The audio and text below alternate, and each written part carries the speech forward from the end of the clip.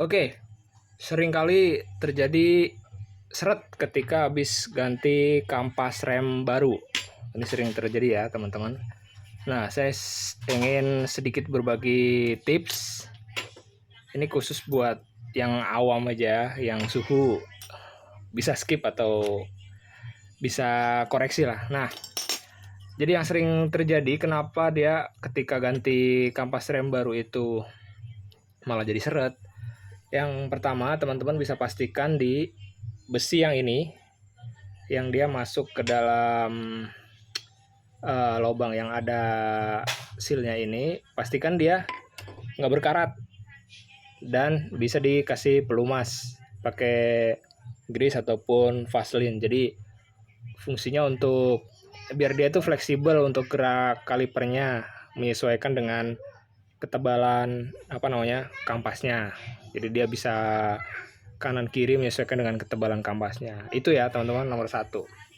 Yang berikutnya, kemudian piston juga nih, piston kalipernya pastikan bersih. Bisa teman-teman lap atau mungkin amplas halus saja biar bisa hilang karat-karat. Biasanya suka ada karat ini kalau misalnya udah lama nggak dibersihin. Itu yang kedua. Kemudian yang berikutnya, untuk jenis kaliper yang dia punya nih guratan seperti ini kaliper punya Jupiter Z kebetulan. Nah, pastikan di sininya dibersihkan dulu sebelum teman-teman pasang lagi kampas yang barunya nih.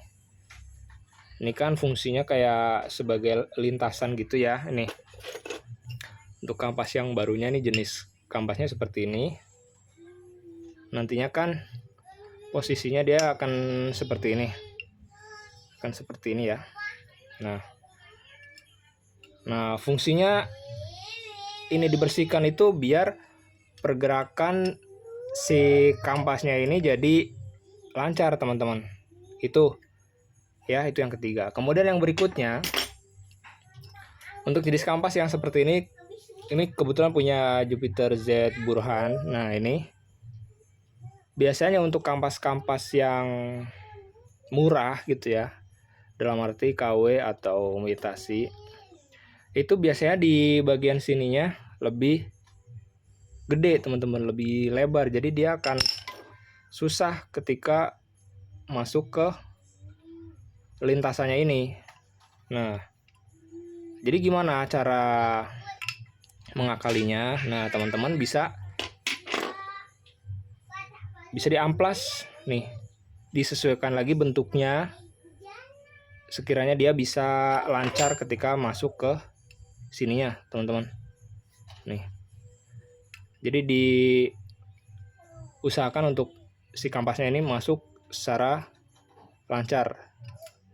Nggak harus nyampe lancar banget sih, yang penting mendingan aja. Karena biasanya kalau kampas yang KW aftermarket itu biasanya ininya lebar gede, jadi akan susah. Kalau model paksa dipasang aja akan ada kemungkinan seret lagi pada saat dipasang gitu, karena butuh penyesuaian lagi ininya, butuh waktu lama gitu ya, teman-teman.